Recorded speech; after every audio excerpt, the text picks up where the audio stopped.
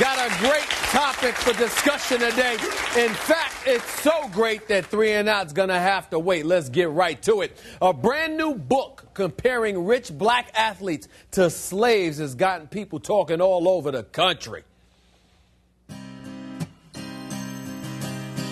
There was a time when 40 acres and a mule was the price black slaves sought as restitution for their forced servitude at the hands of white masters. But today, for the superior black athlete, that payment has swelled into millions of dollars, although the money comes without the important commodity of power. And the black slave, white owner mentality has remained intact. That is the argument at the core of William C. Rhoden's critically acclaimed new book, $40 Million Slaves, which postulates that not only is the ultra-rich black athlete still a slave beholden to white ownership, but that many of these slaves have willingly remained on the plantation. Joining me right now to talk about the book is the author, William C. Rhoden, who's been a sports columnist at the New York Times for more than 2 decades, and Armstrong Williams, the host of the television show The Right Side and a guest columnist for USA Today. Also, Dr. Leonard Moore, the author of 7 books on race, including African-American racial identity in sports, and an associate professor of history and African-American studies at Louisiana State University, and Joel Mowbray, an award-winning investigative journalist and a syndicated columnist. Please give my panel a round of applause, everybody.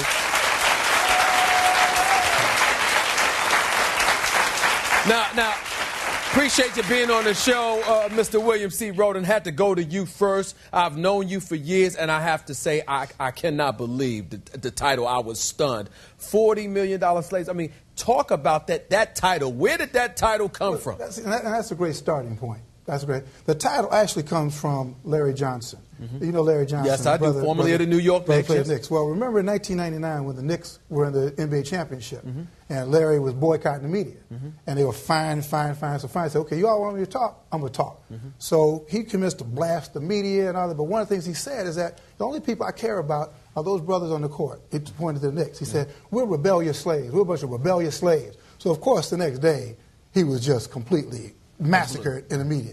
Well, a year later, they were playing a game. The Knicks were playing a game in Los Angeles against the Clippers. Against the Clippers, yes. Against the Clippers. And so during a timeout, as they walked to the bench, this white fan stood up behind the Knicks bench, and he said, Johnson, you're nothing but a $40 million slave. Mm. And I thought that the anecdote was interesting for 2 reasons. A, that this fan remembered that for a whole season, and B, that Larry Johnson chose that particular metaphor to try to describe to the media exactly how he felt. Mm-hmm. You know, that particular myth. So I want that to begin the beginning of a dialogue. And that dialogue is what? Because you started something here. You know that. Well, you know that, Bill. I've known you for years, and I'm telling you right now, I was shocked by the title because I'm saying to myself, people say, you're talking about slaves and mentioning it in the same breath as multi-million-dollar athletes. But this is a problem, though. See, this is the first problem. You cannot equate. See, as soon as you begin to equate money with slavery, you're wrong. I mean, you're wrong because it's a condition. There were brothers, and I went all the way on the plantation. Mm-hmm. I've been doing it for 8 years. I went all the way on the plantation. There were slaves, there were jockeys who were making lots of money. Slave jockeys. There was a brother named Charles 1700s and 1800s? Oh, man. There was a brother named Charles Stewart who was a trainer. We're talking about 1810. This brother was a trainer. He had his owners. He was in charge of his owner's stables. At a time when black people weren't supposed to leave state without a pass, this guy had his runners. And you know what? He was making so much money, he had to hire an agent because he was making so much money. But guess what? Charles Stewart was a slave.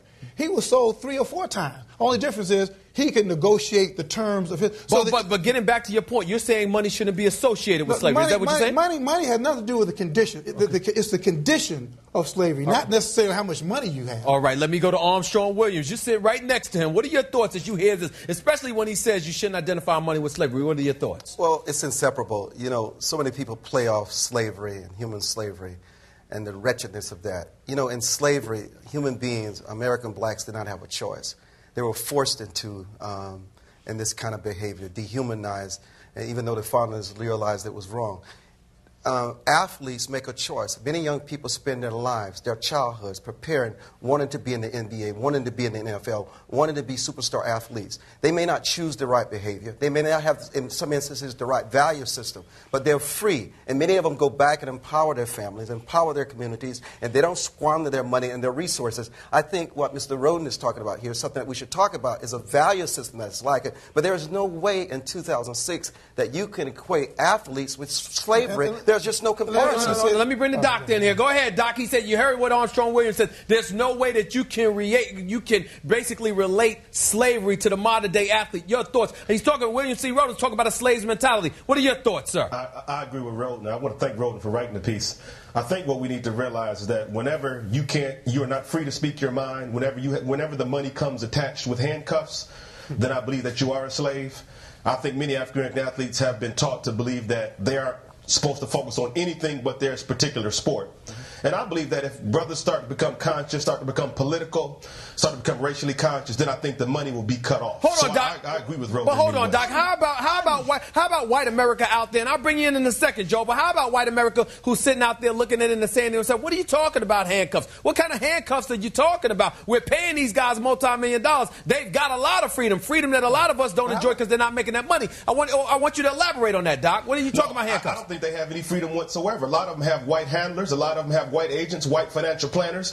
When's the last time you seen an African-American athlete really put some money into the African-American community? You know, they buy rim shops, restaurants, clubs, and jewelry. But when's the last time you seen an African-American athlete buy a school, endow a university, and things of that nature? Those are the things we're talking about. They need to start building institutions. But what we find is that a lot of these brothers are scared. They have no testicular fortitude when it comes to racial or social issues. And as a result, the money just stays within a tightly knit circle, and the black community gets no benefit whatsoever from this black athletic prowess. All right, Joe Mowbray, I'm going to bring you in. What are your thoughts?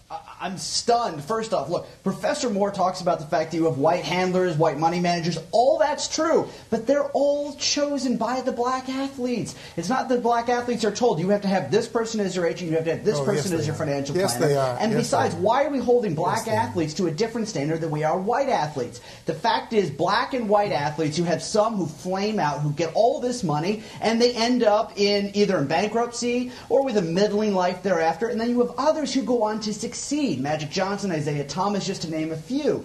And so I think that we have to look at this and say, look, we have to have the same standard on black athletes and white athletes, and there is progress being made in terms of having black executives, black coaches, but look, more progress needs to be made, no doubt about it. But the idea that they're slaves, come on, that's preposterous. All right, let me go back to William C. Roden. You heard what he said. Well, since this is my party, let me define the invitation. Okay. You know, let me tell you what I'm not saying. I'm not saying that black athletes are exploited.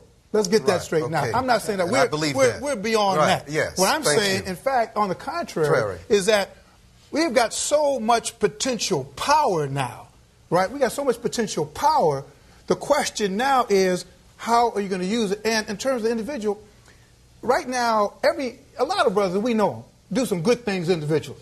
They all have some nice foundations, okay? Mm-hmm. But the magnitude of the problems facing our community are much greater than any one foundation's ability to solve it. Mm-hmm. So what I'm calling for now is that we need to get back to teamwork. Mm-hmm. We need to do more collaborative And how do you expect to accomplish that by calling them slaves? You know, well, it refers to a condition. Number, if you've got a lot of power and you refuse to use it, the professor said that, well, a lot of guys, nobody makes them do it. Well, there's a chapter I deal with in the book called The Conveyor Belt. And what the conveyor belt is, and it starts when you're in 4th, 5th grade. You're on this conveyor belt that will eventually lead you to the NBA, whatever. But on that conveyor belt, you learn really quickly where the power is. You learn that basically white men and women, predominantly white men, control the belt. They control the levers. They're the bankers. They're the ones who are going to set you up going to getting your scholarship. And by the time you get to be in college and NFL, you already are surrounded by a cadre of usually mostly white. The person who's going to sell you your house, who's going to sell you your car, the person you find out if you want big things to happen, Okay, big things that happen. You may want Stephen A. Smith to write your book, right? But if you go into William Morris, whatever, they're going to say, well, I think, we got the guy. Everything's in place. Normally, and all you got to do, Steve, and you know this, man, at 5 o'clock now, you go to every major newspaper in the country. Mine is the New York Times. No, I know this. And you go to Daily News. You go and you look around and find out who's calling the shots. Let me tell you the problem I have with the professor. You see, we are in a place where the thing that Martin Luther King dreamed about, where a man and a woman would get to the place where they're not judged by the color of their skin, but by the content of their character. Are you kidding me? Let me finish, please. Well, that's where we're close to there. But let me say, I think it is totally. There's a horseshoes. Listen, playing horseshoes. If I may finish. Go ahead. I think it is so unfair to say to an athlete, because they are black, that they have to conform to a certain mentality. They've got to do a certain thing for the same community. That's not freedom. That is a new form of racism. And what the professor is advocating is the new racism. That's ridiculous. It is. It's racism because you're only doing it because they're black. And because they're black, you feel they should be accountable in ways that other people are not. And that is wrong. Dr. Moore, go ahead. Go ahead, Dr. Moore. Hold on, Joe. Go ahead, Dr. Moore. Go ahead and respond to that. The scripture says, to whom much is given, much is required. It didn't mention color. Imagine if Reggie Bush said, I'm not going to play for the Saints until the levees are fixed.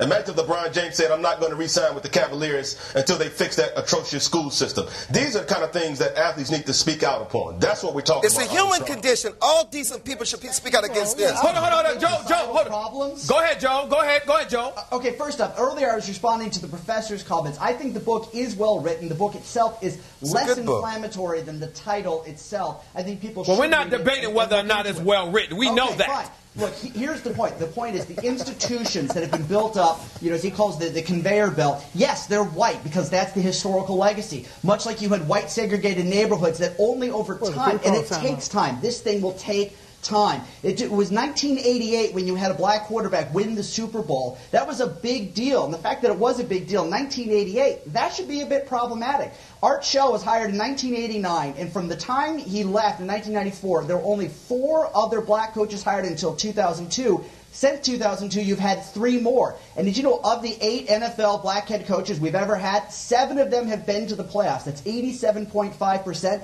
And in more than half the seasons coached by black head coaches, the teams have made the playoffs. So if you have a black head coach historically, you have a better than 50-50 odds in any given season to get to the playoffs. That's a record no white head coaches as a group could match because only the best black head coaches got through. Partly the Rooney Rule, partly other things, but it's changing, and it takes time. We have to have patience. Joe, you're on Quite Frankly. Don't think for one second I'm going to let you get away with that. I'll be right back with you in a minute. Stephen A. Smith, Quite Frankly, I'm in the house talking about the black athletes and whether or not they're slaves. William C. Roden starting some trouble up in the house. We're going to get into Michael Jordan and, of course, Tiger Woods when we come back. I'm not going anywhere. Stephen A. Smith in the house, Quite Frankly. I'll holler at you in a minute.